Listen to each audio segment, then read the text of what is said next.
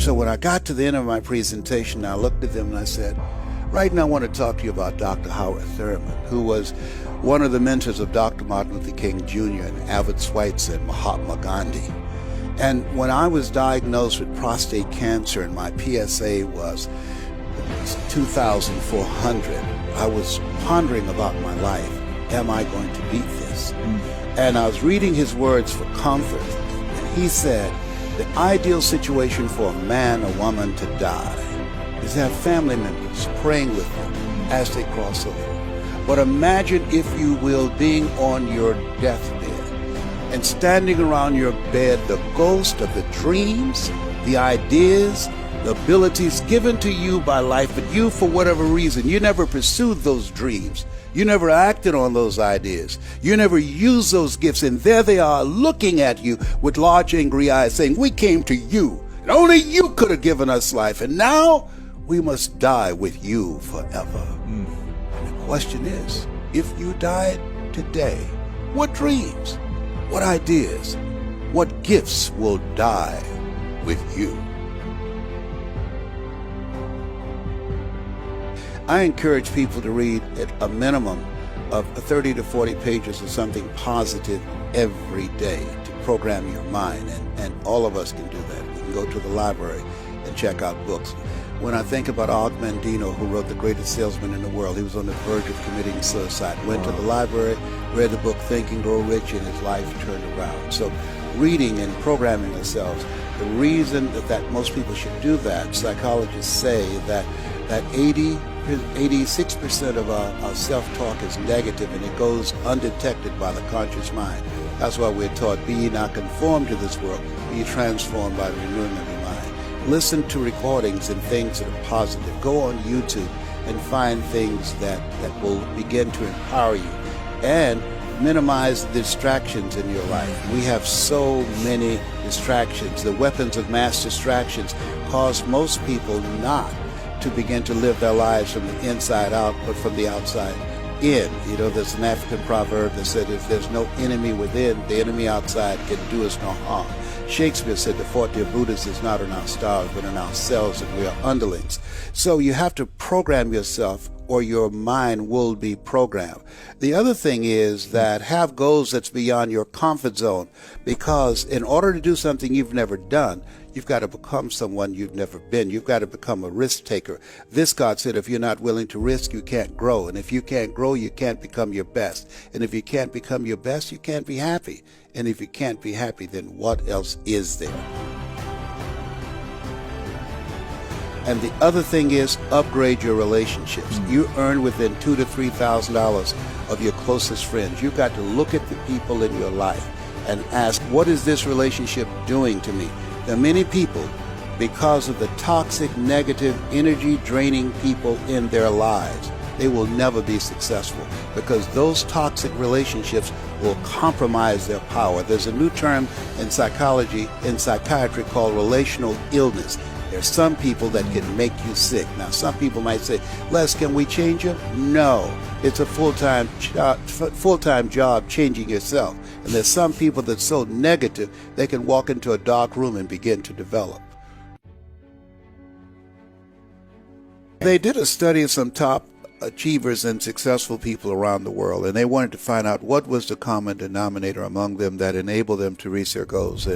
And what they discovered, that 85% of them reached their goals because of their attitude, their vision about themselves, and 15% because of their aptitude.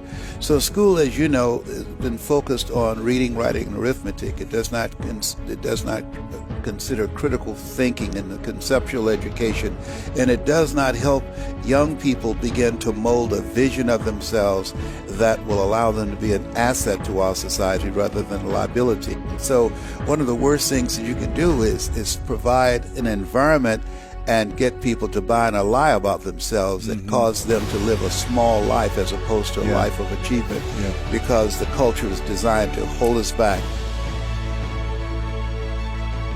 You have greatness in you. I don't know you, but here's what I know based upon my own experience. You have greatness in you, that you have the ability to do more than you could ever begin to imagine. You have greatness in you, that as you think about yourself, A reminder of the words of Howard Thurman, who said, "There's a presence in each and every one of us that waits and listens to the voice of the genuine in yourself. It will be perhaps the only God you will ever have or hear. And if you cannot hear it, all of your life will be spent on the ends of strings that somebody else pulls. When you recognize your greatness, no one will ever pull your strings. You are different. You were created on purpose with a purpose to manifest that purpose through you.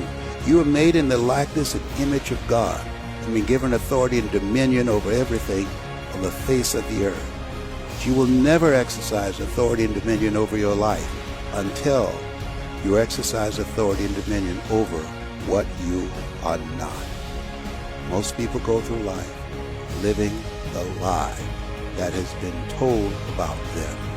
And we are encouraged, be ye not conformed to this world, be ye transformed by the renewing of your mind. Work constantly to renew your mind, to expand your vision of yourself, to hold a vision of yourself, living in the future, living a life of contribution. He said, I'll give you all your eyes can see. Greater is he that is in you than he that's in the world.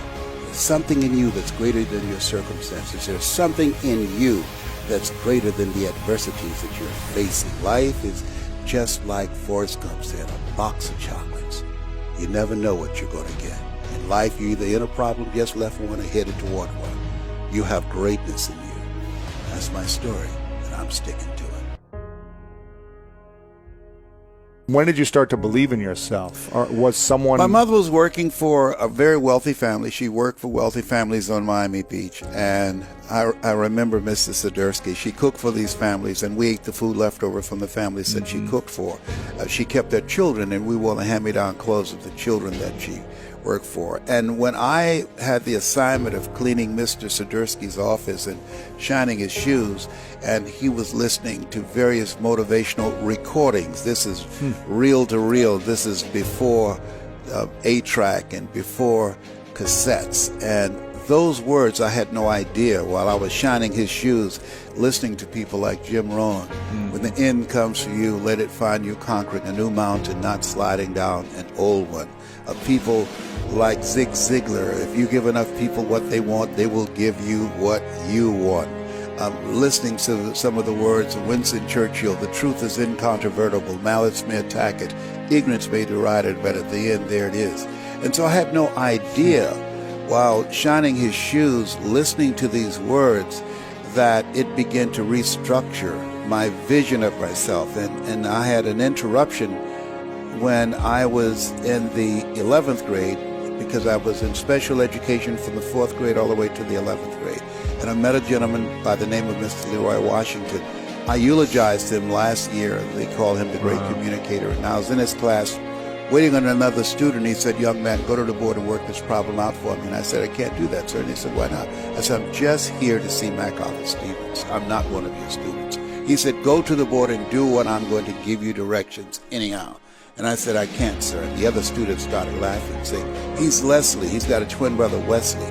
Wesley's smart. He's DT. He said, what's DT? He's a dumb twin. And I said, I am, sir. And he came from behind his desk. He looked at me. He said, don't you ever say that again. Someone's opinion of you does not have to become your reality. How people live their lives is a result of the story they believe about themselves. I'm training people to get into their greatness, to begin to develop the courage to pursue dreams beyond their comfort zones. Because in order to do something you've never done, you've got to become someone you've never been. When you're pursuing your greatness, you don't know what your limits are, so you act like you don't have any. And one of the reasons that Booker T. Washington said, judge a person not by what they accomplished, but what they had to overcome for their accomplishment. So I thought about it, and I remember something that Robert Schuller said, there's never a shortage of opportunities, it's just a shortage of thinking. The Russian author, Leo Tolstoy, he said, as I face inevitable death, what in the meaning and purpose of my life that will not be undone or destroyed when I'm gone?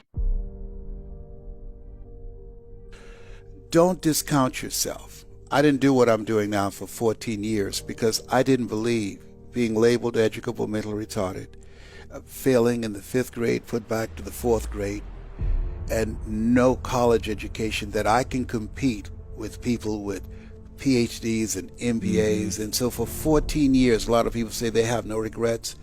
The biggest regret that I have, that I disapproved of myself for 14 years. And then I went to a training and a guy was speaking. And Mike Williams had already said, hey, Brownie, you know why you go see Zig Ziglar and Dr. Robert Schuller and Dr. Norman Vincent Peale, who wrote The Power of Positive Thinking? I said, because I like the message. He said, no. He said, you like to help people. That's in you. You're always holding court here at the radio station. And so he just kept saying that to me. And I was at an event, and a guy was speaking, and it just stopped like a spell came over him. He said, there's somebody here who should be doing this. He said, I do it because I make a lot of money. And he said, I love to make money. He said, but you want to change lives, and you can make money too, young man, young lady. And he said, you know who you are. And then he paused again. He said, the reason I'm standing up here holding this microphone and you are seated out there, I represent the thoughts you have rejected for yourself. That hit me right between the eyes. I began to cry. At that time, this is in 1980. I went outside. I called Mike Williams. The telephone call was a dime then. I said, Mike. He said, yes. I said, I'm not rejecting myself anymore. Do you hear me? He said, Brownie, calm down. Listen to me, man. I'm not rejecting myself anymore. Who am I really? Who am I really? Dr. Carter G. Woodson, which I think is one of the most profound thinkers that I've ever read, and he said, if you can determine what a man shall think, you'll never have to concern yourself with what he will do. He said, if you can make a man feel inferior, you never have to compel him to seek an inferior status, for he will seek it himself. And if you can make a man feel justly an outcast, you never have to order him to go to the back door. He'll go without being told. And if there's no door, his very nature will demand why. And so we have to begin to ask ourselves, who am I? MIT did a study. If I say to you, you can't do that, somebody else has to come along and say, you can do it, you can do it, you can do it, 17 times to neutralize that one time. Wow. So most of us are living a lie. Most of us, because we live in a world where we're told more about our limitations rather than our potential, we go to our graves never knowing who we really are. That's why they say most people die at age 25 and don't get buried until they're 65.